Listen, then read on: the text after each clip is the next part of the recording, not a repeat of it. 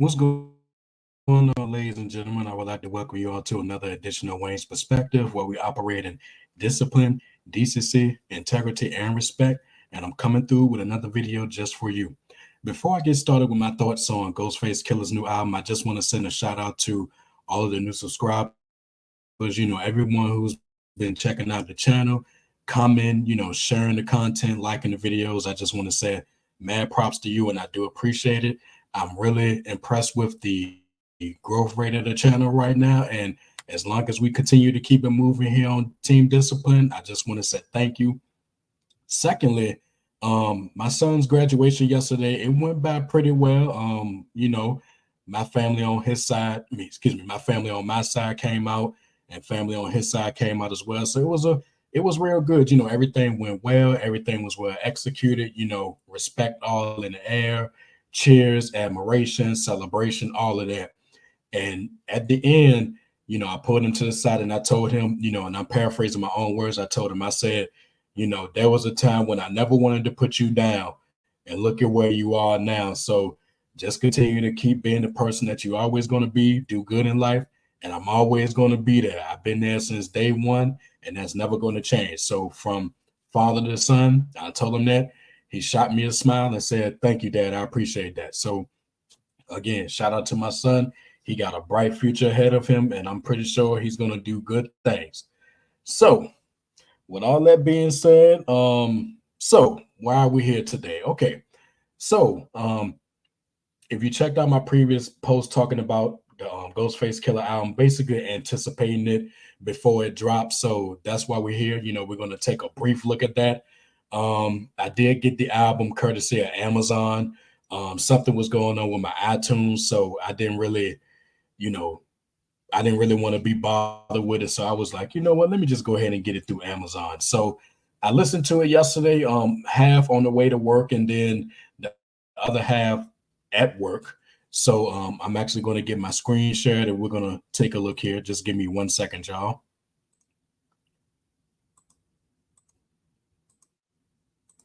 All right, so here we go. This is courtesy of my Amazon Music right here. So as you can see, set the tone, Guns N' Roses, explicit. It seems like Guns N' Roses was kind of added at the last minute. Not sure what happened there, but unless it was something that I missed. But other than that, it's all good. So, I'm not going to go through everything track by track. I'm just going to give my thoughts. So obviously, in my opinion, the best song on the album and the true highlight is Scar Tissue with Nas. That's the best song on here. That song itself was basically a way to sell the album, so to speak. Definitely the best song of the album. No problems with that. It's basically going to be on repeat for me, and you know how I am with Nas, so no issues there. As far as the rest of the album, that opening 6 minutes with Jim Jones, Sheik Lucha Harley, that was pretty good. So I'll probably check that out as well. Or should I say, you know, it's already on my Spotify playlist. So, when I do my little shuffling stuff like that, if it comes up, chances are I won't skip it. It was a good song.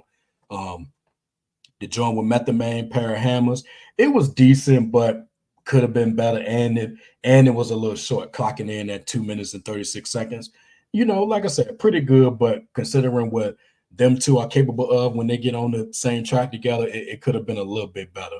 Um, Skate Odyssey with Raekwon and October London give you that more mature woo sound. It's pretty good. And when I say mature woo sound, that blends into this joint right here with AZ and BB locked in. Now, this joint with AZ, that sounds like something that would have been better on an AZ album as opposed to Ghostface album, but it's pretty cool. And then again, within recent years, Ghostface and AZ have done a few songs together, and they got some good chemistry. I give them that, so we got some pretty good songs there. This joint right here, Kilo in the Safe, featuring Iceman. Now that takes us back to, I want to say, fish scale Ghostface. We talk about 2006. That's a dope joint right there. I would say probably behind Scar Tissue, that may be the second best song on the album. And it was just begging for another Chic Loose performance too. I mean, it's dope. Dope.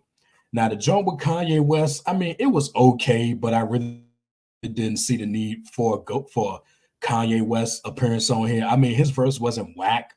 It wasn't awesome. It was right there in the middle. But in this case, when it comes to Kanye these days, from a musical standpoint, you can take it or leave it. So, that's neither there.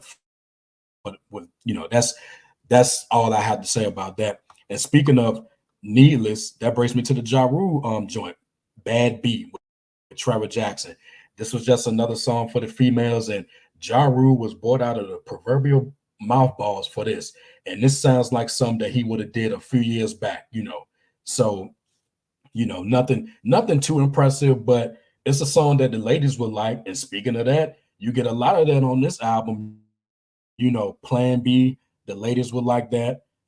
Touch You, the ladies would like that. Trap Phone, that sounds like some you'll hear on the radio today. And I wouldn't be surprised if that's the reason why Ghostface made it. And again, like I've said in previous videos, I don't have an issue with songs for the ladies, but okay, it is subjective, but you know, only one or maybe two on the album. I don't need three or four of them, especially on a Ghostface album. But anyway, they're okay, but not anything truly memorable. And then this one right here, Shots. It has like a Mexican vibe, something that you would hear, the Mexicans listen to, and that was clear as soon as that beat dropped. I would play it, but I don't want to get a copyright strike here. So that's what you get on this one. And I also thought that this was a missed opportunity because Ghostface and Buster, if I'm not mistaken, this is either their first time ever collaborating with each other, or this is their first time in probably a couple of decades collaborating with each other.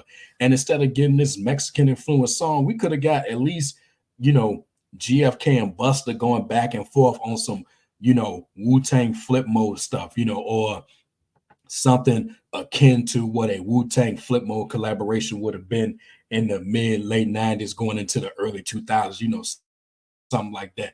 Basically a combination, you can say, for example, Supreme Clientele meets When Disaster Strikes, that's what I'm talking about right there. So, but like I said, definitely a missed opportunity. I'm not sure why, but okay. And going back up a little bit, the joint with Fat Joe was okay. Fat Joe has been popping up on a lot of albums lately.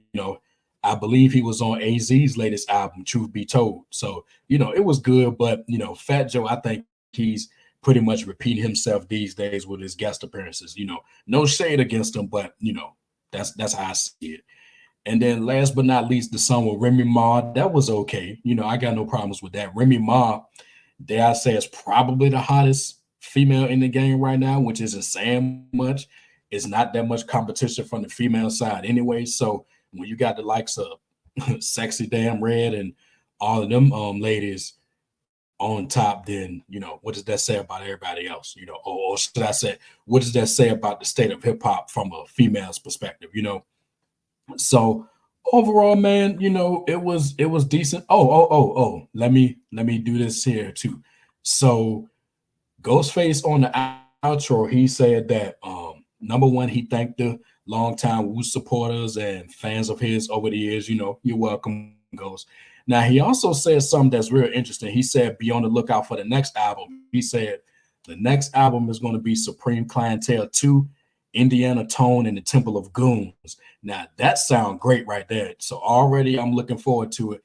And when I finished the album, I said to myself, I'm like, Ghost, if you're going to bring this set the tone vibe to the sequel of Supreme Clientele, brother, you better name it something else, because already you're going to get that sophomore jinx label, and I don't want that to be the case with Ghost. But then again, it's not really a sophomore jinx. You just don't want to get into making a sequel just for the name of making a sequel. So if you're going to release the sequel to the seminal Supreme Clientele, you definitely want to make it equal to, could he make it better? Yes. However, this is Supreme Clientele. We talking about one of his, revered pieces of work. So, it's a challenge, but he could do it. But as long as he has something that's equal in comparison, if not better than his predecessor, we're good. I got no issues with that. So I was happy to hear that. And he changed the name of the title because at first it was going to be Supreme Clientele 2, the Blue and Cream album or something like that. Now, who knows? We could possibly get that Blue and Cream album as Supreme Clientele 3, and I'm already looking ahead. And I'm thinking to myself right now, real time, I'm like, Wayne, let the brother get the sequel out. You already talking about a part three. But at any rate, man, it was a decent album. The highlight here is Scar Tissue with Nas, and of course Kilo in the Safe. That's the second highlight here. And like I said, when you listen to that, you just gonna wait for Sheik Loose to jump on and do a collaboration or deliver one of them D block verses, just like he did on 6 Minutes. I'll have to give it 3.5 stars right now. Do I see that rating changing right now? No. And I read somewhere today that you can just listen to this album and tell that it's not Ghost's sound. Maybe, he's up there now. He's 53, so he's probably mellowing in his, upper years and stuff like that. But, now the long time Ghostface fans will probably check this out. Would I recommend it? Yes. To long time Ghostface Killer fans, long time Wu fans, yes, definitely a recommendation. But outside of a few songs, I don't think it's going to be anything that you're going to be revisiting probably 6 months from now, maybe 9 months from now. And that's me being honest. I would tell Ghost that.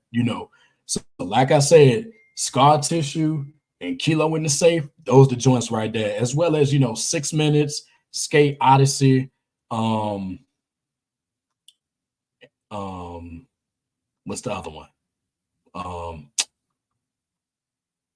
and the joint with AZ locked in. So those are my thoughts right there. Oh, and while I got y'all here, let me go ahead and go here. Okay, see now here's my iTunes right here. Now, in addition to my iTunes, the MP3 versions of albums, all of my CDs have been imported here. I would go through my whole collection, but I'm a little bit pressed for time, so I save that for another day. But yeah, all of my CDs have been imported here, and as you can see, you see all of my Ghostface albums here. Set the tone. There it is, right there. You know, Iron Man. Yep. Supreme Clientele, Bulletproof Wallets, Pretty Tone album, Fish Scale, Ghost Dini, Ghostface Killers, Hidden Darts Special Edition, Live in New York City, The Lost Tapes, Big Doe Rehab, Apollo Kids, more Fish, Saw Soul, Put It on the Line with Trife the God, 36 Seasons, 12 Reasons to Die, the Brown Tape, got that, so yeah, so there we have it, y'all. So outside that, if you checked out the album, let me know what you think. Let me know your thoughts. Do you think that it's pretty good? Do you think it's somewhere in between? Do you think it's not so good? Yeah, just let me know because if this is a lead into Supreme Clientele, um, it's a decent lead in. So my thoughts now is just okay. I'm ready for the sequel to Supreme Clientele now. So if I had to put a guess on it, my guess would be he will probably drop that either at the end of the year or sometime next year. Don't quote me on that. Those are just my guesses. So we got that coming up. And again, looking ahead, will we get Supreme Clientele 3? The Blue and Cream album? We shall see. But other than that, y'all, those are my thoughts on the new Ghostface album. And also, let me know if you would like me to give my brief thoughts on albums like this. I still got some other content that's coming in terms of my hip hop coverage, especially classic hip hop. So let me know if I should do more of these or whatever. Just let me know what you think.